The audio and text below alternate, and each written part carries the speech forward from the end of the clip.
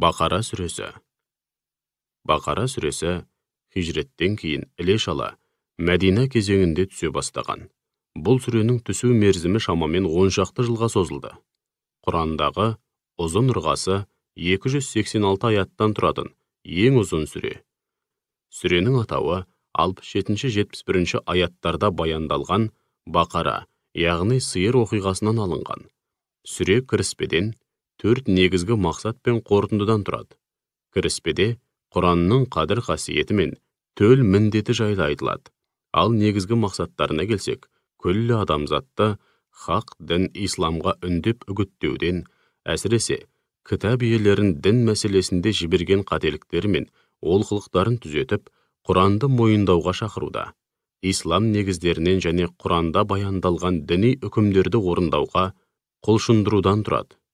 Қорытындыда хақ дін исламды лайықты түрде ұстағандардың сипаты, олардың бұл дүниедегі һәм ақиреттегі жағдайы баяндалады. Бақара сүресі. Рахман әрі аса рақымды Алланың атымен бастаймын. Әлиф, ләм, мим. Міне, мұғжиза кітап. Онда, яғни оның көктен түскен илахи кітап екендігінде еш күмән жоқ. Ол Аллаға шын бойсұнған, күнә атаулыдан барынша сақтанған тақуа жандарды тура жолға бастаушы. Міне солар ғайыпқа, яғни сезім мүшелерімен сезіліп білінбейтін тылсым әлемге кәміл сенеді. Және намазды кемеліне жеткізіп, үзбей әрі уақытлы оқиды. Және біз өздеріне ризық етіп берген мал мүлік, күш, қуат, ақыл, парасат, білім, тағы сол сияқты нығметтерден Алла разылығы үшін міндет етпей игі мақсатта жұмсайды. Уа Мұхаммед, сондай-ақ олар саған түскен Құранға және өзіңнен бұрын түскен илахи кітаптар мен парақтарға да иман келтіреді. Ақиретке де дәл солай кәміл сенеді. Міне солар Раббыларынан келген нағыз тура жолда, әрі олар мәңгілік азаптан құтылып, ең үлкен жетістікке жеткендер. Ал қасарысып, көпірлікке табандап қалғандар болса, әлбетте сен оларға күндіз түні ескертудесің. Алайда, оларды ескерттің не ескертпедің не бәрібір олар иман келтірмейді. Алла олардың жүректерін мөрлеп тастаған, құлақтарында, көздерінде де перде бар және оларға о дүниеде де бітпейтін ауыр азап дайын. Адамдар арасында жүрекпен сезбесе де, құры тілменен біз Аллаға және ақирет күніне иман келтірдік дейтіндер бар, бірақ олар шынайы мүмін емес. Олар өздерінше Алланы және иман еткендерді алдағысы келеді, бірақ түбінде өз-өздерін ғана алдайды. Һәм соның парқына да бармайды.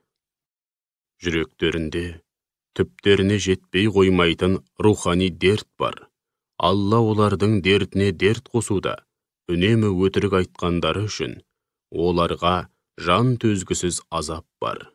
Әрі оларға жер бетінде немесе бұл елде бүлік шығарып, бұзақылық жасап, елдің шырқын бұзбаңдар делінген сайын олар біз бар болғаны қоғамды, елді түзетіп жөнге келтірушіміз дейді. Біліп қойыңдар, анығында нағыз бүлікшілдер жер жаһанды лаңдап жүрген бұзақылар солардың өзі, бірақ соны өздері сезбейді.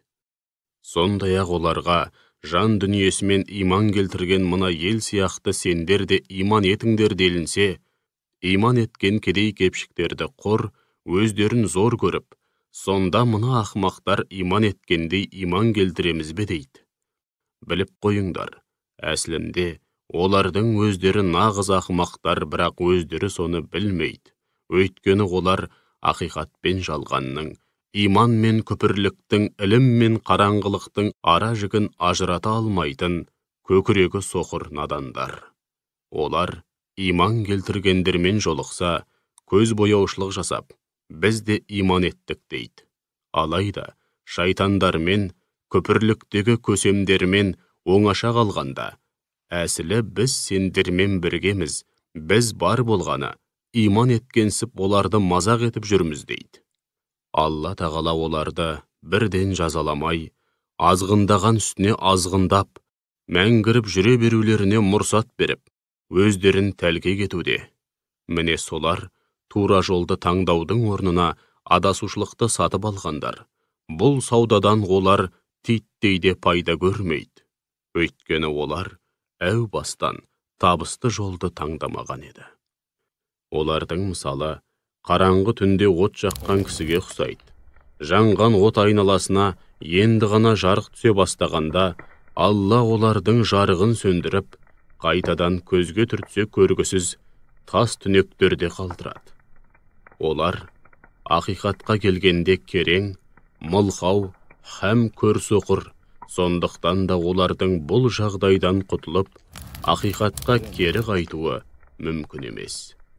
Немесе олар түнек қаптап, күн күркіреп, найзағай ойнаған, аспаннан құйған дауылды нөсерге тап болған адамдарға ұқсайды.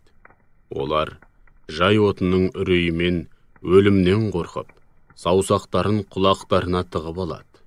Міне, Алла тағала шексіз құдіретімен кәпірлерді осылай құрсаулап, қыспаққа алушы. Жарқ-жұрқ еткен найзағай көздерін көрете жаздайды. Олар найзағай жарқ етіп, жарығын түсірген сайын жүреді де, жарық сөнгенде тоқтай қалады.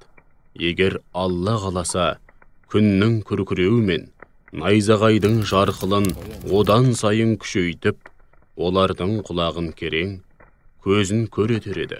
Шүбәсіз Алланың құдіреті барлық нәрсеге толық жетеді.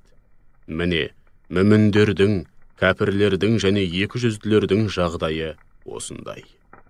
Уа адамдар, тақуалыққа қол жеткізу үшін өздеріңді және өздеріңнен бұрынғыларды жоқтан жаратқан Раббыларыңа құлшылық етіңдер. Ол сендер үшін жерді төсеніш, көкті күмбез етті. Көктен жаңбыр жаудыру арқылы сендерге ризық етіп, жерден алуан түрлі өнім шығарды. Осының бәрін біле тұра, Аллаға өзгелерді тең көріп, серік етіп қоспаңдар. Егер құлымызға түсірген Құранның ақиқаттығына шәк келтірсеңдер, қане, соған ұқсас бір ғана сүрені ойдан шығарып көріңдерші. Сондай-ақ, егер Мұхаммед оны өз ойынан шығарған деген сөздерің рас болса, онда сол бір ғана сүрені ойдан шығару үшін Алладан басқа өздерің сенетін бүкіл медеткерлеріңді, шайырларың мен пұттарыңды жәрдемге шақырыңдар. Оны істей алмасаңдар, әсте істей алмайсыңдар да. Ендеше, кәпірлер үшін әзірленген отыны адамдар мен тастардан тұратын тозақ отынан сақтаныңдар. Уа Мұхаммед, иман етіп, игілікті істер істегендерді сүйіншіле. Шүбәсіз, олар үшін жайқалған жасыл бауларының арасы мен зәулім сарайларының түбінен өзендер ағатын жәннат бақшалары бар. Оларға ризық ретінде сол жердің жемісінен ұсынылған сайын, бұл бізге бұған дейінде жәннатта яки дүниеде берілген ризық қой деседі. Негізі олардың дәл өзі емес, ұқсасы беріледі. Сырттай ұқсағанмен ләззаты өзгеше болады. Олар үшін жәннатта пәк жұбайлар бар. Олар онда мәңгі бақи тұрақтайды. Алла ақиқатты жеткізіп құлдарының жүрегіне иман нұрын ұялату үшін масаны, тіпті одан да кіші немесе үлкен жаратылысты мысал етіп беруді ар көрмейді. Иман еткендер осы мысалдың хикметін түсінгендіктен, оны Раббыларынан жеткен ақиқат деп біледі. Ал кәпірлер болса, Алла бұл мысалмен не айтпақшы һәм не істемекші деседі. Алла онымен талайларды адастырып, талайларды тура жолға салады. Негізі Алла сол мысал арқылы өзіне қарсы келіп, асы болған азғындарды ғана тура жолдан тайдыруда. Ол азғындар Аллаға иман етіп, пайғамбарға толық бойсынуға қатысты Аллаға берген уәделерінде тұрмай, серттерін бұзады. Сонымен қоса, Алла бұйырған туыстық, достық қарым-қатынастарды үзіп, азғындыққа бастап, жер бетінде бүлік шығарып, бұзғыншылық жасайды.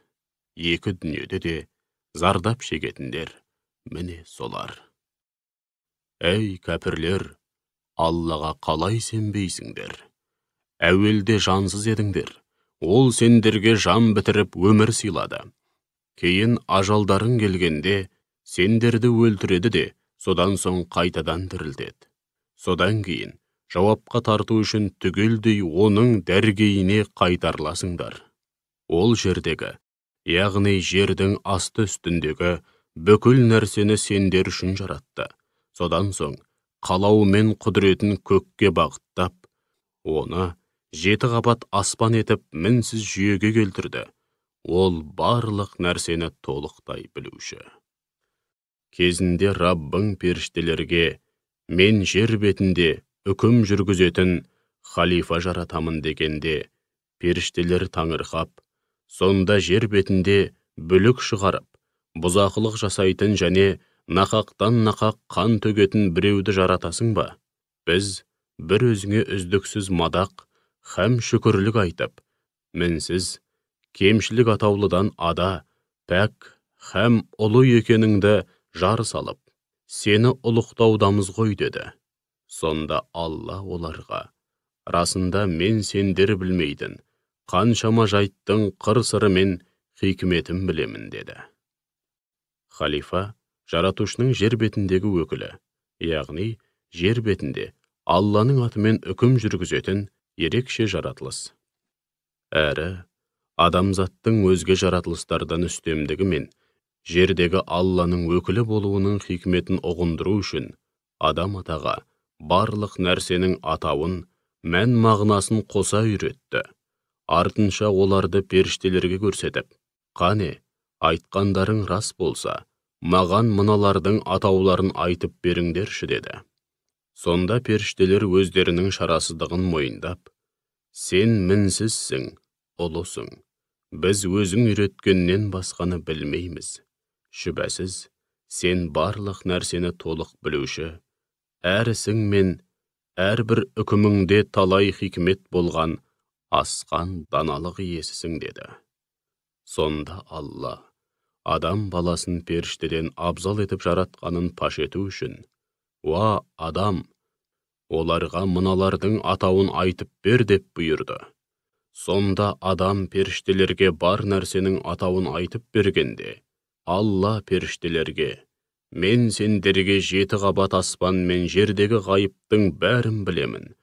Сондай-ақ, сендердің нені жария етіп, нені іштеріңе бүгіп жасырып жүргендеріңді де жақсы білемін деп айтпап бедім деді. Сөйтіп періштелерге адамның ілімін, артық жаратылысын және Алланың өкілі болуға әбден лайық екенін мойындап, адамға сәжде етіңдер деп бұйырдық. Олар сол мезетте тегіс сәжде етті. Алайда ібліс тәкаппарлық танытып, сәжде етуден бас тартты. Сөйтіп, кәпір болды. Содан соң біз, уа адам, жұбайың екеуің жәннатты мекендеңдер, әрі одан нығметтерінен қалағанша жеңдер, тек мына ағашқа жоламаңдар, әйтпесе өз-өзіне қиянат жасайтын залымдардың қатарына қосыласыңдар дедік. Содан шайтан оларды тыйым салынған ағаштан жегізіп, сүріндірді де, нығметке толы мекендерінен шығарып тынды. Біз оларға, бәрің, біріңе бірің дұшпан болып, жер бетіне түсіңдер. Жерде сендер үшін бір шама уақытқа дейін тұрақтайтын мекен, әрі игіліктер бар дедік. Пұшайман болған адам, Раббысынан аян етілген бір қатар сөздерді жүрегімен қабыл алып, солармен тәубе етті. Сөйтіп, Раббысы оның тәубесін қабыл етті. Шүбәсіз, ол құлдарының шынайы тәубелерін қабыл етуші. Әсіресе тәубе етіп, өзіне бет бұрған мүмін құлдарына ерекше мейірімді. Біз оларға, жұмақтан түгелдей жерге түсіңдер. Менен сендерге міндетті түрде тура жол көрсететін пайғамбар һәм кітап келеді.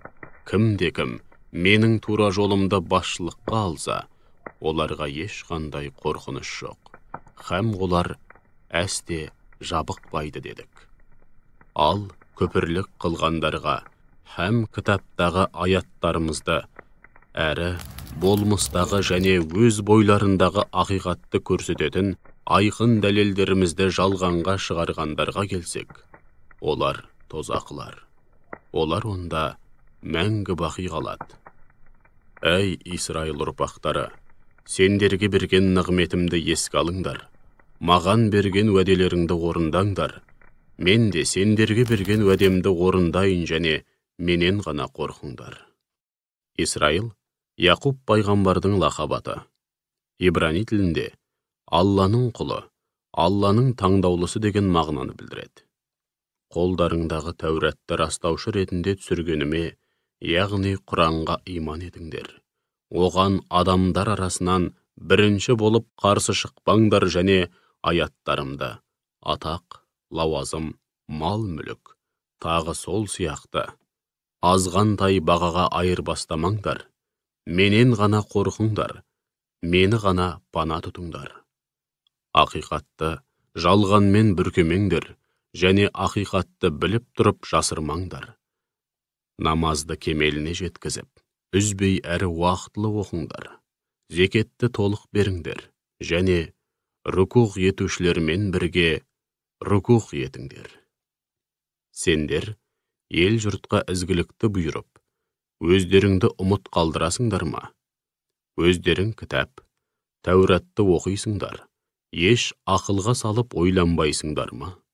Аллаға құлшылық етуде, күнә атаулыдан сақтануда, һәм бастарыңа ауыртпалық түскенде сабыр етіп намаз оқып, Алладан медет тілеңдер. Расында бұл, Алладан шынымен именетін, һәм оған тиісінше тағзым ететін жандардан өзгелерге тым ауыр келеді. Алладан шынымен именетін, һәм оған тиісінше тағзым ететін ондай жандар Раббылармен қауышатындықтарына және оған міндетті түрде қайтатындықтарына кәміл сенеді. Әй Исраил ұрпақтары, өздеріңе үйіп төгіп берген нығметтерімді және бір кездері сендерді жер жаһанда үстем қылғанымды еске алыңдар. Сондай-ақ, біреудің күнәсін біреу арқалап, біреудің қарызын біреу төлей алмайтын, ешкімнің шапағаты қабыл болмайтын, яғни біреу-біреуге шапағат етіп, араша түсе алмайтын, ешкімнен азаптан құтылу үшін ешқандай өтем, төлем алынбайтын және ешкімге ешқандай жәрдем берілмейтін, әркім өз басымен қайғы болатын алапат күннен қорқыңдар, һәм алдын ала сақтаныңдар. Әй Исраил ұрпақтары, естеріңде болса, кезінде сендерді ауыр азапқа салған Перғауын әулетінен құтқарған едік. Олар ұл балаларыңды тірідей бауыздап, қыз балаларыңды өздеріне күң қылып, қорлау үшін тірі қалдыратын еді. Біле білсеңдер, осының бәрі сендерге Раббыларыңнан келген үлкен сынақ болатын. Сондай-ақ естеріңде болса, арттарыңнан қуған Перғауын мен әскерінен қашып келе жатып, теңізге тірелгендеріңде, сендер үшін теңізді қақ жарып, барлығыңды Перғауынның қанды шеңгелінен құтқарған едік. Сондай-ақ, сендер жағаға шығып қарап тұрғандарыңда, көз алдарыңда Перғауын әулетін суға батырған едік. Кезінде Мұсамен 40 түндік мерзімге уағдаласқан едік. Сонда сендер Мұса кеткеннен кейін бұзауға табынып, өз-өздеріңе қиянат жасаған едіңдер. Кейін тәубелеріңе келіп, нығметтеріміздің қадірін түсініп, шүкіршілік етерсіңдер деп сендерді тағы да кешірдік. Сондай-ақ, естеріңде болса, сендер тура жолға түсер деп, Мұсаға кітапты, Тәуратты және Фурқанды, яғни Тәуратты дұрыс түсініп, басшылыққа алу үшін терең ілім, парасат, ерекше түйсік, һәм белгілі өлшемдер бердік. Мұса қауымына, Уа халқым, сендер бұзауға табынып, өз-өздеріңе қиянат жасадыңдар. Сол үшін уақыт оздырмай жаратқанға тәубе етіңдер де, Алла жолында өздеріңді өлтіріп, мұндай ауыр күнәдан бір жолата арылыңдар. Солай істегендерің жаратқанның алдында сендер үшін әлде қайда қайырлы болмақ деді. Сонда Мұсаның айтқанын істедіңдер. Сөйтіп, Алла тәубелеріңді қабыл етті. Шүбәсіз, ол құлдарының тәубелерін қабыл етуші, әсіресе тәубешіл мүмін құлдарына ерекше мейірімді. Әй Исраил ұрпақтары, кезінде сендер, әй Мұса, біз Алланы анық, яғни өз көзімізбен көрмейінше саған сенбейміз деген едіңдер. Сол мезет төбелеріңнен жай түсті де, сұлап түскен бойда қимылдауға шамаларың келмей, көздерің шарасынан шығып кетердей қарап қалдыңдар. Содан кейін, шүкіршілік етерсіңдер деп, сендерді өліп жатқан жерлеріңнен қайта тірілттік. Сонымен қатар, Тих шөлінде төбелеріңді бұлтпен көлегейледік. Өздеріңе ризық етіп бергендеріміздің адалынан, пайдалысынан жеңдір деп сендерге ризық ретінде, мәнна тәттісі мен бөдене құсын түсірдік. Алайда олар, осынау нығметтердің қадірін білмей, шүкіршілік айтудың орнына көпірлік ету арқылы бізге емес, тек өз-өздеріне қиянат жасаумен болды. Бірде оларға, мына қалаға кіріңдер де, кез келген жерінен қалағанша ішіп жеңдер.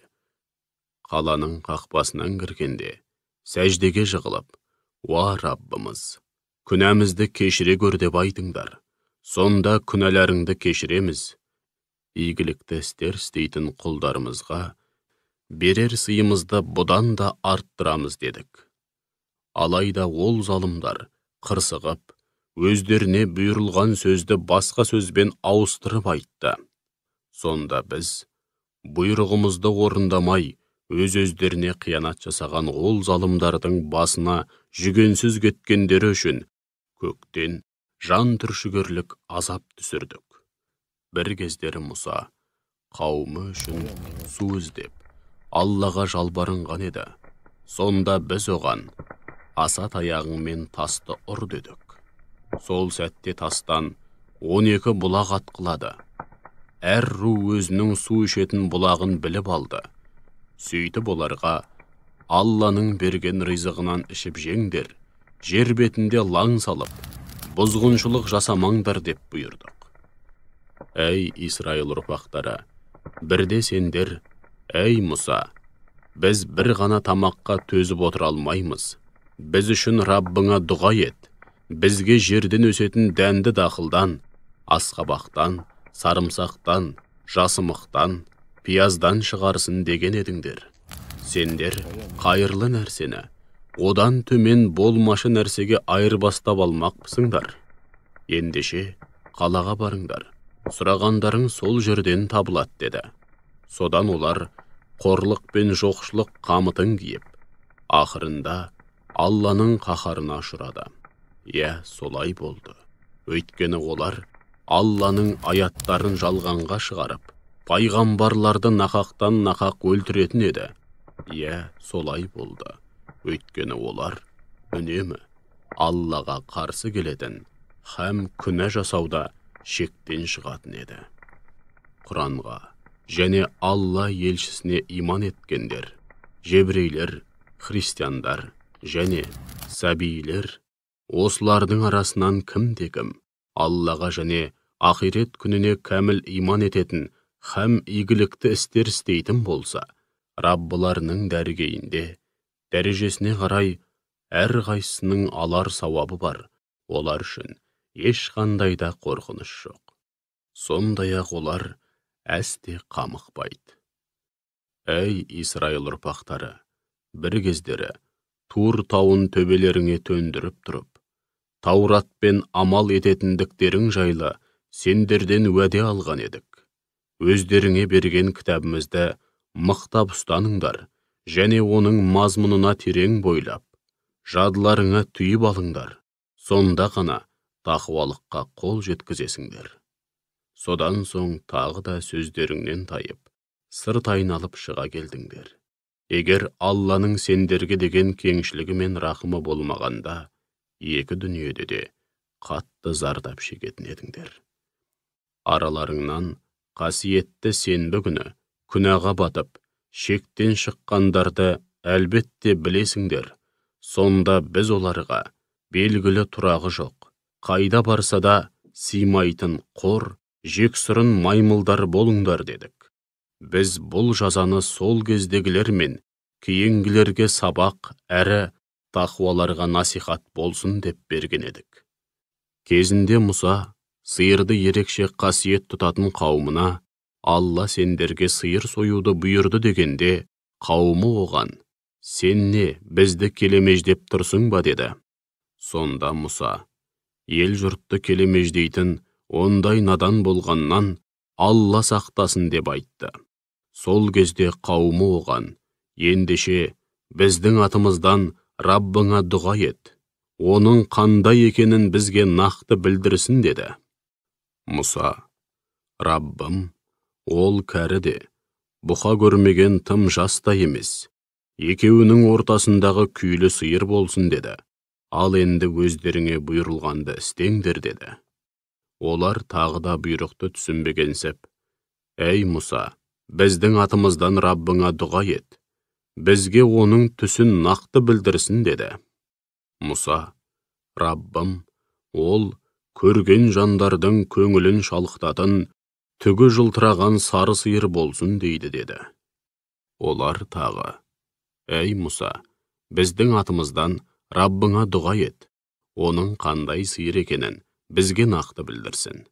Өйткені сиырлар бір-біріне ұқсайтындықтан, біз нақты қандай сиыр керек екенін біле алмай тұрмыз. Дегенмен Алла қаласа, біз оны қайткен күнде де табамыз деді. Мұса: Раббым, ол соқаға жегілмеген, егін суармаған, сап-сау, еш кемістігі мен аласы жоқ, бір түсті сиыр болсын дейді деді.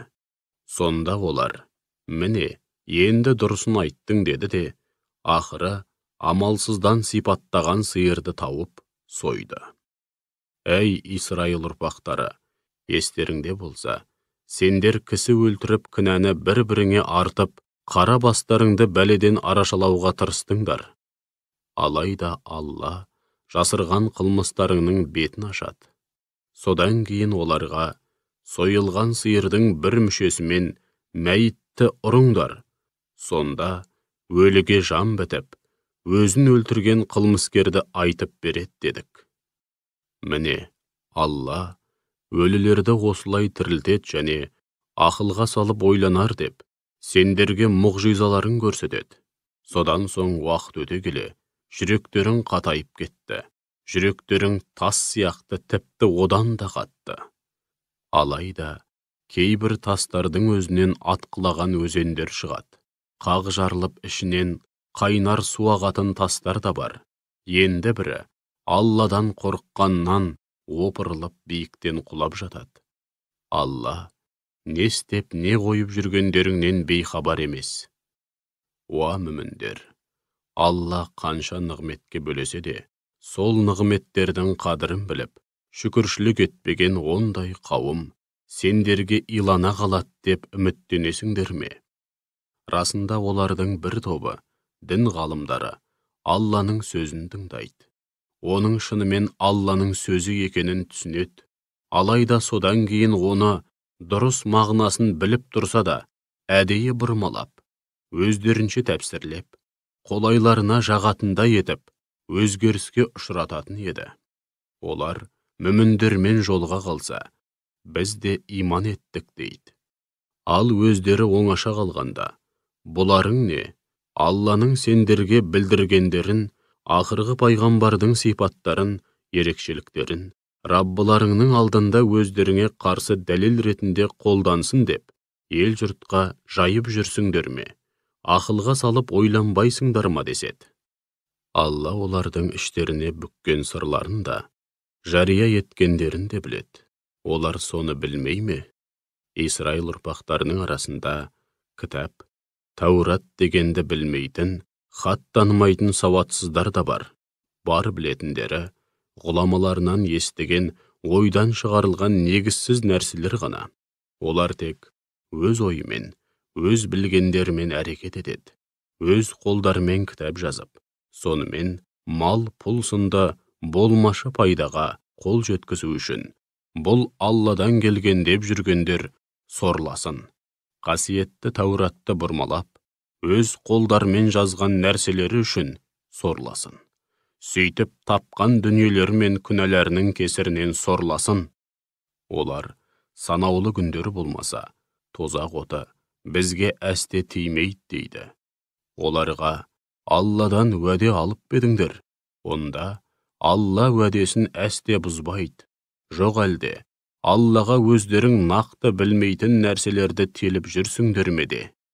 Жоқ, олай емес.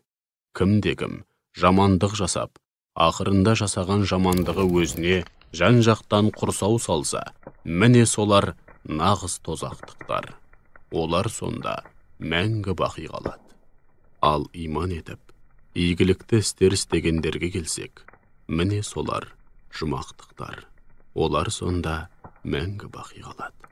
Кезінде Исраил ұрпақтарынан Аллаға ғана құлшылық етесіңдер. Ата-анаға, туған туысқа, жетімдерге және пақыр міскіндерге жақсылық жасайсыңдар. Жұртқа жақсы сөз айтасыңдар деп уәде алған едік. Сондай-ақ оларға намаз оқыңдар, зекет беріңдер деп бұйырған едік. Алайда, әй Исраил ұрпақтары, көп ұзамай-ақ араларыңдағы ат төбеліндей аз ғана адамнан басқаларың уәделеріңнен тайқып кеттіңдер. Сендер ежелден уәдеде тұрмайтын бәтуәсіз қауымсыңдар. Тағы бірде сендерден бір-біріңнің қанын төкпейсіңдер, атамекендеріңнен біріңді-бірің аластап қумайсыңдар деп уәде алған едік. Сонда сендер мұның бәрін құп алған едіңдер, һәм соған өздерің де куә болдыңдар. Алайда сендер бір-біріңді өлтіресіңдер, араларыңдағы бір топ қауымды атамекеннен қуып шығарасыңдар. Онымен қоймай, оларға жамандық һәм дұшпандық жасап, оларға қарсы бір-біріңді қолдайсыңдар. Егер олар тұтқын болып келсе, Тәуратқа сүйеніп, құнын төлеп, босатып аласыңдар. Алайда сол Тәуратта әу баста оларды қуып шығу сендерге харам етілген еді. Сонда сендер кітаптың, Тәураттың бір парасына иман келтіріп, енді бір парасын жоққа шығарасыңдар ма? Араларыңнан олай істегендердің бұл дүниеде көретіні тек қана қорлық. Ал қиямет күні ең ауыр азапқа салынады. Алла не істеп, не қойып жүргендеріңнен бейхабар емес. Міне бұлар ақиретті, яғни о дүниенің мәңгілік бақытын дүниенің қу тіршілігіне айырбастағандар. Сондықтан да олардың азабы әсте жеңілдетілмейді. Әрі оларға ешқандай жәрдем де берілмейді. Біз Мұсаға кітап бердік. Және одан кейінде пайғамбарларды бірінен соң бірін жіберіп отырдық. Мәриям ұлы Исаға да пайғамбарлығын дәлелдейтін ап-айқын мұғжизалар бердік. Һәм оны қасиетті рухпен, Жебірейілмен демеп, желеп жебедік. Сонда сендерге көңілдеріңе жақпайтын нәрселермен пайғамбар келген сайын тәкаппарланып, біреулерін өтірікші деп, енді біреулерін өлтіресіңдер ме?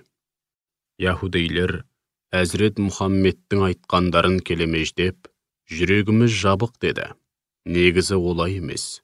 Алла оларды көпірліктер үшін рақымынан аластады. Олардың шала иман еткені де содан.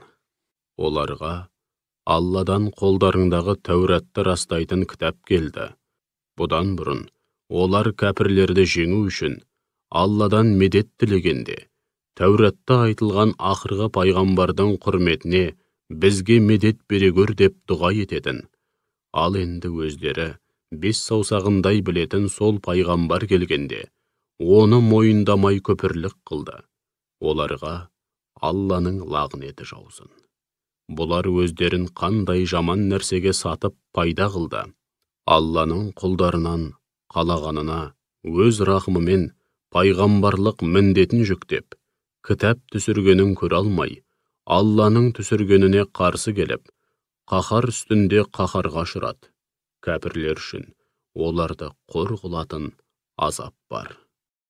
Оларға Алла түсірген Құранға иман келтіріңдер делінсе, олар біз тек өзімізге түсірілген Тәуратқа ғана иман келтіреміз деп айтады. Сөйтіп, Құран хақ кітап болса да, һәм қолдарындағы Тауратты растаса да, өздеріне түскен кітаптан басқаның бәрін біліп тұрып жоққа шығарады.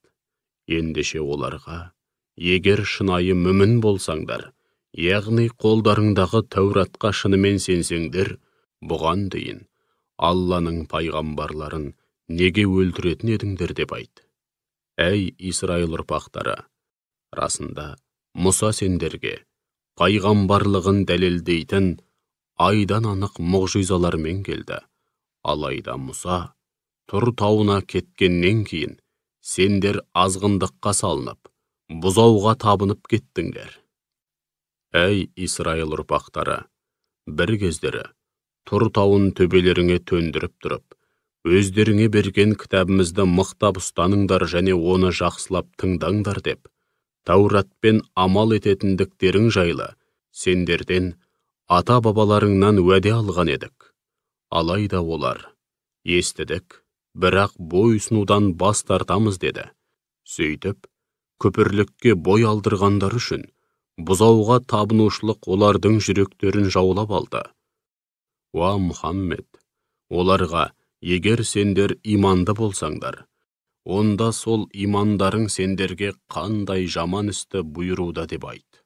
Сондай-ақ оларға, егер ақиреттегі Алланың жұмағы басқа адамдарға емес, тек өздеріңе ғана тән болса, һәм сол айтқан сөздерің рас болса, онда соған тезірек жету үшін өздеріңе өлім тілеңдерші деп айт. Алайда олар, өз қолдарымен істеген күнәлары тұрғанда, Алламен қауышуды қаламайды. Сондықтан да әсте өлім тілемейді. Алла күнәға белшесінен батқан ондай залымдарды өте жақсы біледі. Олардың күллі адамзат ішіндегі жалған өмірге ең құштар жандар екенін көресің. Тіпті олар өмірге деген құштарлықта мүшриктерден де асып түседі. Олардың әрқайсысы 1000 жыл өмір сүруді қалайды. Алайда, ұзақ өмір сүру бәрібір оны азаптан құтқарып қала алмайды. Алла олардың не істеп, не қойып жүргендерін көруде. Оларға айт, кімде-кім Жебірейіл періштеге дұшпан болса, біліп қойсын, бұл Құранды, бұрынғы иләһи кітаптарды растаушы және мүміндерді тура жолға бастаушы һәм сүйіншілеуші етіп, Алланың қалауымен сенің жүрегіңе сол түсірді. Кімде-кім Алланы, періштелерін, елшілерін, соның ішінде Жебірейіл мен Микаилді өзіне дұшпан санаса, біліп қойсын. Шүбәсіз, Алла да кәпірлердің дұшпаны. Уа Мұхаммед, біз саған айдан анық аяттар түсірдік. Ол аяттарды Аллаға қарсы келіп, асы болған күнәһарлар ғана жоққа шығарады. Сонда келісім жасасқан сайын, әлгі азғындардың бір тобы келісімді бұзып, кері лақтырып тастай ма? Иә, олар үнемі солай істейді. Һәм олардың бір тобы ғана емес, көпшілігі уәдеде тұру дегенді білмейді, иман да келтірмейді. Оларға Алланың құзырынан қолдарындағы Тәуратты растаушы пайғамбар келгенде, кітап иелерінің бір тобы кітаптың Алланың тарапынан түсірілгенін әрі оны жеткізуші пайғамбардың өздері күтіп жүрген ақырғы елші екенін білмейтіндей сыңай танытып, Алланың кітабын кері лақтырып тастайды. Олар Сүлейменнің патшалығына қарсы шыққан шайтандардың, Сүлеймен пайғамбардың жын шайтандарды, құстарды көптеген істерде қолдануын сиқырға балаған сөзіне ерді. Негізі, сиқырдың үлкен күнә екенін білетін Сүлеймен сиқырмен айналысып, күпірлік еткен жоқ. Керісінше шайтандар күпірлік қылды. Өйткені олар адамдарға сиқыршылықты және Бабылдағы Харут пен Мәрут атты екі періштеге түсірілгендерді, яғни тылсым ілімді үйрететін еді. Ол екеуі біз тек сынақ ретінде жіберілдік. Ендеше бұл тылсым ілімді теріс пиғылмен қолданып кәпір болып кетпе деп ескертпейінше, ешкімге тылсым ілімді үйретпейтін. Алайда шайтандарға ергендер екі періштеден ерлі зайыптыларды бір-бірінен ажырататын нәрселерді үйренетін еді. Ақиқатында олар Алланың қалауынсыз, сиқыр арқылы бірде-бір жанға зиян келтіре алмайды. Сөйтіп олар өздеріне пайда бермейтін, керісінше зиян келтіретін нәрселерді үйренумен болды. Олар сиқырды Алланың кітабына айырбастап алғандардың ақиретте Алланың мейірімінен нәсіпсіз болатынын жақсы білетін. Олар өздерін қандай жаман нәрсеге сатып жібергенін білсе ғой. Егер олар тиісінше иман келтіріп, Аллаға шын жүректен тағзым етіп, сиқыр сынды харам нәрселерден бойларын аулақ ұстағанда ғой, әлі де болса солай істесе ғой, онда Алланың оларға берер сауабы бәрінен де қайырлы болар еді. Әттең, олар соны білсе ғой. Уа иман еткендер, Алла елсімен тілдескенде, бір қатар арам пиғыл, яһудейлер сияқты, бізге де көңіл бөлесіз бе немесе, ей біздің бақташы, бізге бас көз бол деген мағынаға саятын рағина деген екі-үшті сөзді айтпаңдар. Оның орнына унзурна, яғни өтінеміз, бізге назар салыңыз деп айтыңдар. Сондай-ақ айтқанына құлақ асып, оған толық мойынсұныңдар. Біліп қойыңдар, Алла елшісіне сенбейтін, мойынсұнбайтын һәм лайықты құрмет көрсетпейтін кәпірлер үшін жан төзгісіз азап бар. Күпірлік қылған кітап иелері де, мүшіріктер де сендерге Раббыларыңнан қандай да бір жақсылық түскенін қаламайды. Алайда, олар қанша жерден қаламаса да, Алла қалаған құлын рахмымен таңдаулы қылады һәм оған маңызды міндет жүктейді. Яғни, пайғамбарлық міндет жүктейді немесе дін жолында қызмет етуді нәсіп етеді. Алла зор игілік иесі. Біз дінді кемеліне жеткізу һәм нығметімізді толықтыру үшін қандай да бір аяттың үкімін, яки жартылай жоятын немесе ұмыттыратын болсақ, орнына одан да абзалын, яки соған ұқсасын түсіреміз.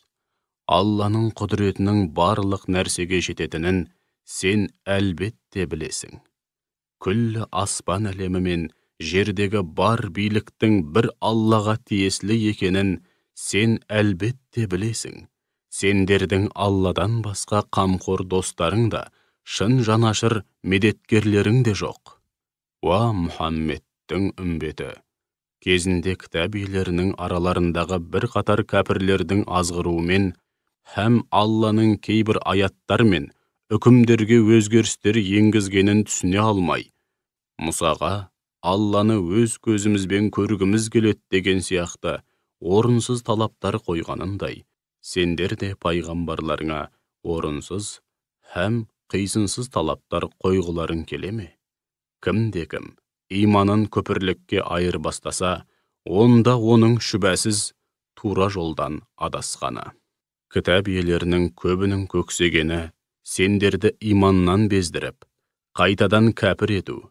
Бұл Құран, Алла сөзі, Мұхаммед, ақырғы пайғамбар деген ақиқат, оларға анық белгілі болғаннан кейін, іштерін оттай өртеген көре алмаушылықтан. Ендеше Алла оларға қатысты өзінің үкімін шығарып, оны жүзеге асырғанға дейін оларға кешіріммен қараңдар, сөздерімен қылықтарын көңілдеріңе алмаңдар, сезімге беріліп, олармен жаға жыртыспаңдар. Шүбәсіз, Алланың құдіреті барлық нәрсеге толық жетеді. Намазды кемеліне жеткізіп, үзбей әрі уақытлы оқыңдар, және зекетті толық беріңдер. Алланың разылығына бөлену мақсатында, дүниеде өздерің үшін қандай да бір жақсылық жасап, ақыретке жолдасаңдар, сол Алланың алдына барғанда, міндетті түрде алдарыңнан шығады.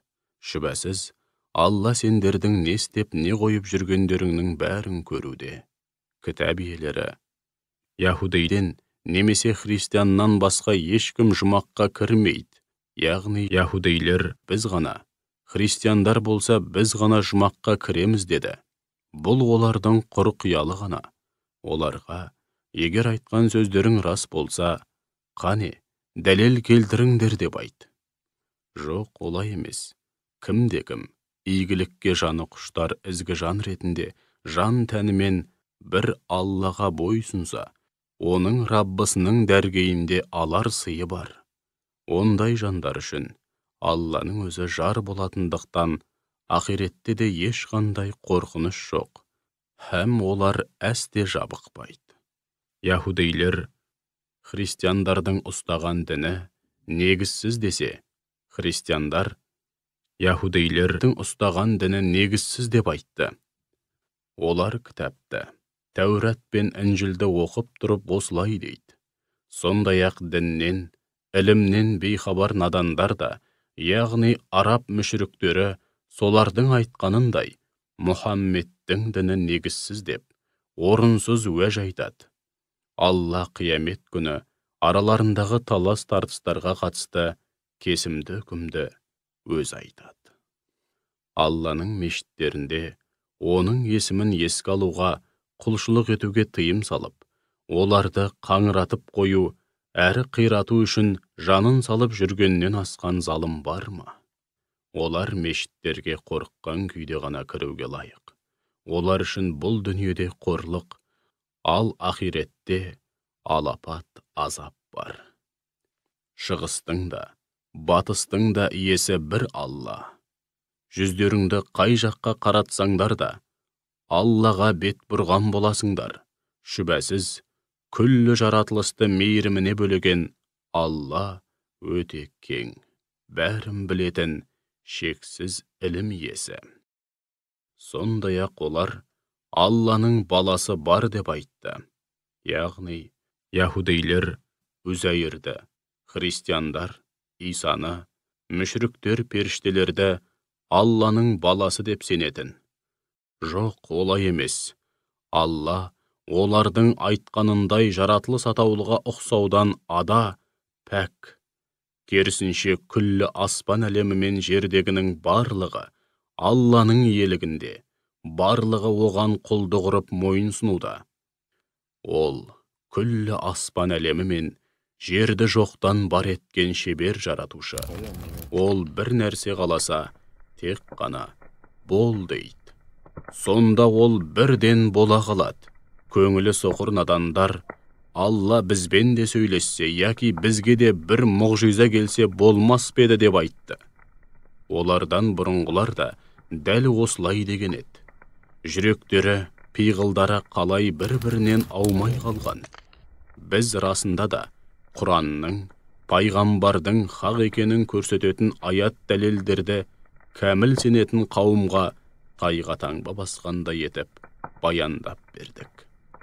Шүбәсіз, біз сені иман мен ізгі істердің қарымтасы кешірім, мейірім, мол сипат екенін сүйіншілеуші әрі азғындық, қиянат әрі зұлымдықтың ақыры ауыр азап екенін ескертуші ретінде ақиқатпен, хақ Құранмен жібердік. Сен мәңгілік азапқа лайық болған тозақтықтар үшін жауапқа тартылмайсың. Уа Мұхаммед, яһудейлер мен христиандардың діндеріне ермейінше, оларға әсте жақпайсың. Сен Алланың ақ жолы, нағыз тура жол деп айт. Өзіңе осыншама ілім беріле тұра, олардың әуейліктеріне еретін болсаң, онда сені Алланың қаһарынан сақтайтын бірде-бір жанашыр дос та, медеткер де табылмайды. Біз кітап түсіргендердің арасында оны лайықты түрде терең түсініп оқитындар бар. Міне солар оған шынымен сенеді. Ал кім оны біліп тұрып жоққа шығарса, міне солар екі дүниеде де зиянға ұшырап, қасірет шегетіндердің нақ өзі. Әй Исраил ұрпақтары, сендерге үйіп төгіп берген нығметтерімді, және бір кездері сендерді жер жаһанда үстем қылғанымды еске алыңдар. Сондай-ақ біреудің күнәсін біреу арқалап, біреудің қарызын біреу төлей алмайтын, ешкімнен азаптан құтылу үшін ешқандай пидия, төлем алынбайтын және ешкімге ешқандай шапағат пайда бермейтін, яғни біреу-біреуге шапағат етіп, араша түсе алмайтын, һәм ешкімге ешқандай жәрдем берілмейтін, әркім өз басымен қайғы болатын, сондай алапат күннен қорқыңдар, һәм алдын ала сақтаныңдар.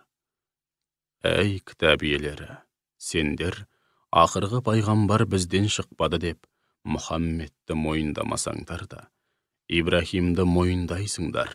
Ендеше, естеріңде болса бір кездері Ибрахимді Раббысы қауымы тарапынан отқа тасталуы, жақын туысы, Лут пайғамбардың қауымын жермен жексен етуі және бауыр еті баласы Исмайылды құрбандыққа шалуын бұйыруы секілді бір қатар ауыр пәрмендермен сынаған еді. Сөйтіп ол осынау сынақтардың бәрінен сүрінбей өтті. Ақырында Раббысы оған: бұдан бұлай, мен сені адамдарға иман, өнегелі көсем қыламын деді. Сонда Ибрахим: ұрпағымнан да адамдарды тура жолға бастайтын пайғамбарлар мен игі көсемдер шығарғайсың деп дұға етті. Алла тағала өзіңе уәде еткен осынау нығметіме ұрпағыңның ішіндегі залым кәпірлер әсте қол жеткізе алмайды деді. Біз Бәйтулланы, Қағбаны адамдар үшін сауабы мол зиярат орны һәм қауіпсіз мекен қылған едік.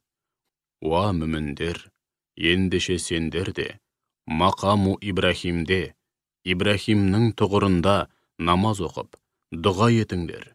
Ибрахим мен Исмайылға тауап етушілер, ихтикафқа кіргендер, құлшылық ету мақсатында оқшауланғандар, тынбай рукуғ және сәжде етіп намаз оқитындар үшін үйімді таза ұстаңдар деп бұйырдық.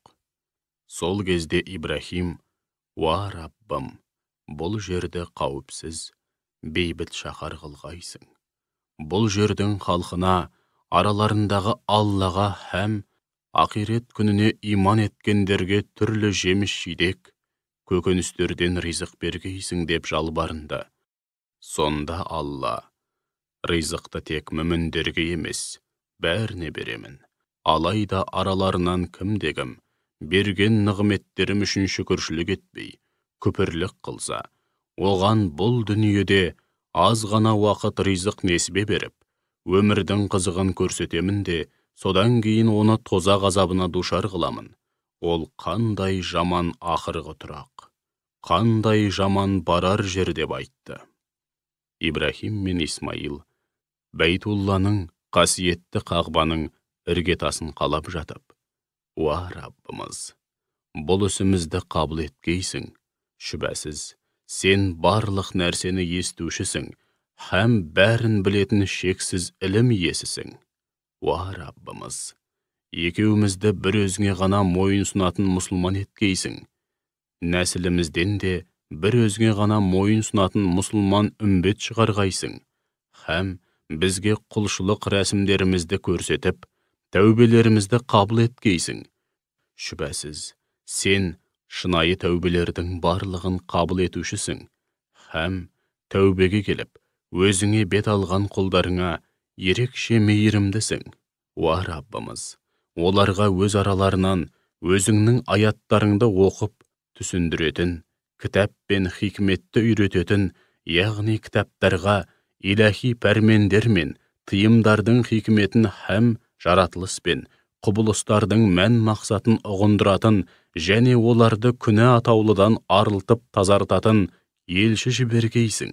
Шүбәсіз, сен ұлысың, бәрінен үстемсің, һәм әрісің мен әрбір үкімің көптеген хикметтерге толы болған асқан даналық иесісің. Ибрахимнің дінінен сенімі, жолы һәм өмірлік ұстанымдарынан өз-өзінен ақмақтық пен надандыққа бой алдырып, ғапылдыққа салынған адамнан басқа кім бас тартады? Ант етеміз, біз бұл дүниеде адамдар арасынан осынау міндетке Ибраһимді таңдадық, және оны күнә кемшіліктен пәк қылдық. Шүбәсіз ол ақиретте де ізгі жандардың қатарынан ойып тұрып орын алады. Раббысы оған жан тәніңмен мойынсұн дегенде, ол бірден әлемдердің Раббысына жан тәніммен мойынсұндым деген еді. Ибраһимнің бұл дінді өз ұлдарына өсиет еткеніндей, немересі Яқуб та ұлдарына: балаларым, шүбәсіз Алла сендер үшін бір Құдайға ғана мойынсынып, құлшылық етуге шақыратын осы дінді таңдады. Ендеше өмір бойы бір Аллаға ғана мойынсынып, ажалдың келгенінде де кәміл мұсылман болып қана жан тапсырыңдар, басқаша өлмеңдер деп өсиет айтты. Ей Исраил ұрпақтары, әлде Яқуб пайғамбарға ажал жетіп, ұлдарынан мен дүние салғаннан кейін кімге құлшылық етесіңдер деп сұрағанында, сендер соған куә болып бедіңдер. Сонда ұлдары: біз сенің тәңіріңе, ата-бабаларың Ибраһим, Исмаил және Ысқақтың тәңірі болған жалғыз Құдайға табынамыз, біз оған қалтқысыз мойын сұнған мұсылманбыз деп жауап берген еді. Олар да өз алдына бір үмбет еді, келді де кетті. Олардың бұл дүниеде тапқаны, яғни істеген істерінің қарымы өздеріне, сендердің тапқандарың өздеріңе тиесілі. Сендер олардың істеген істері үшін жауапқа тартылмайсыңдар.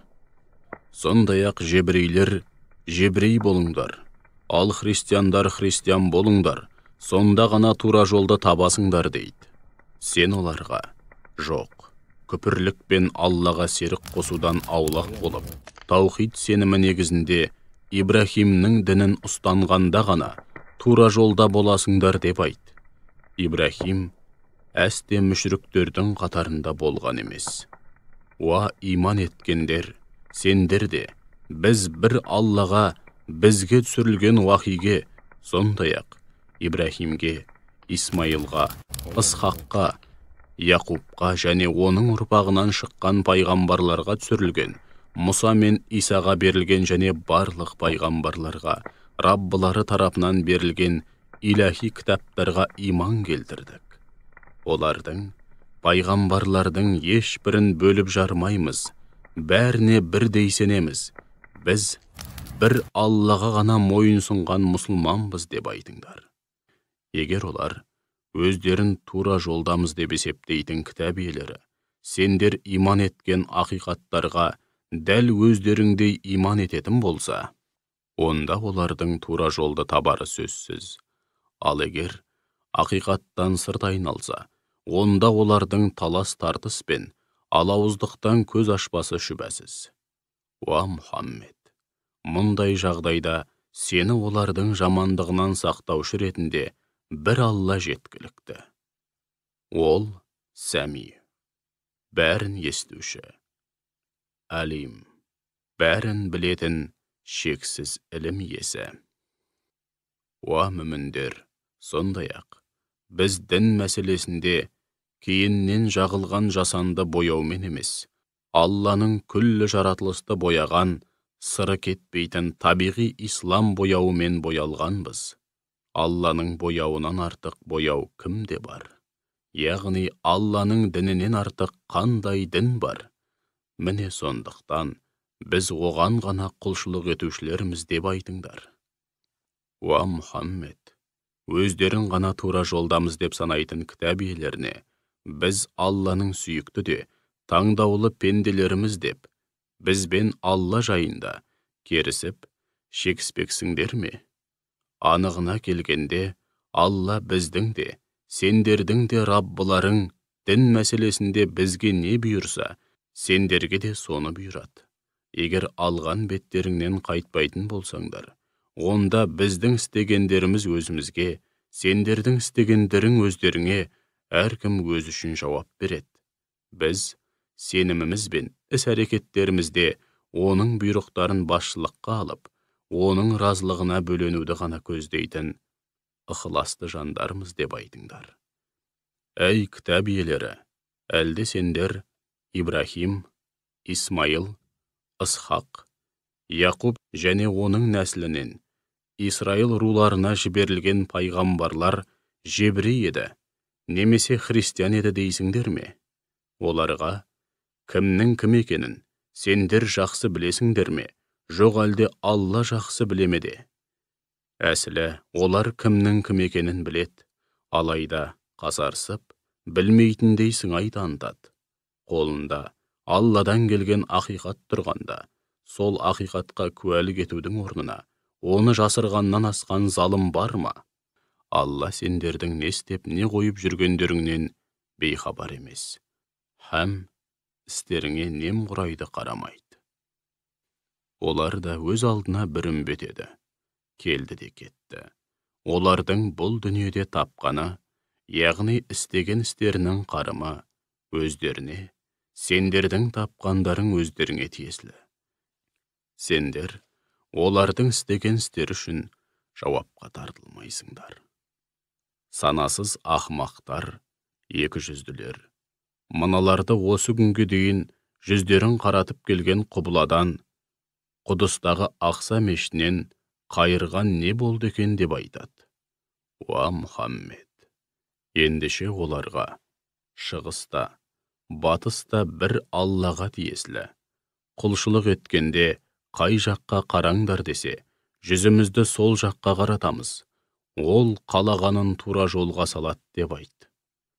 Уа Мұхаммедтің үмбеті, міне осылайша сендерді адамдарға ақиқатты көрсетсін һәм олардың ісіне куә болсын.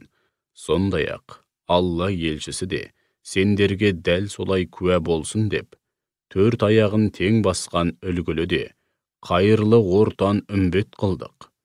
Бұған дейін саған Ақсаны құбыла қылып, кейін оны қағбаға ауыстырғанымыздың себебі, пайғамбардың соңынан шынымен еретіндер мен қолайына жақпаса, сырт айналып келген ізімен кері кететіндерді анықтау, һәм сол арқылы шынайы мүміндер мен қара басының қамын күйттеп, нәпсіге құл болып жүргендердің ара жігін ажырату еді.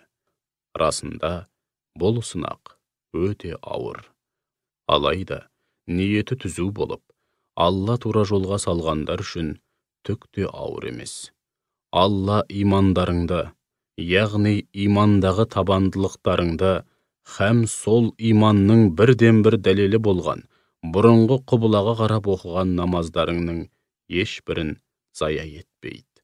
Шүбәсіз, Алла құлдарына өте жанашыр һәм мейірбан, әсіресе мүмін құлдарына ерекше мейірімді.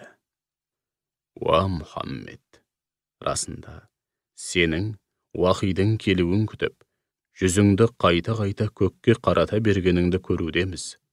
Мұңайма, сені міндетті түрде көңіліңе жағатын құбылаға бағыттаймыз. Қане, жүзіңді харам мешітіне қарай бұр. Уа мүміндер, сендер де қай жерде болсаңдар да, жүздеріңді харам мешітіне қарай бұрыңдар.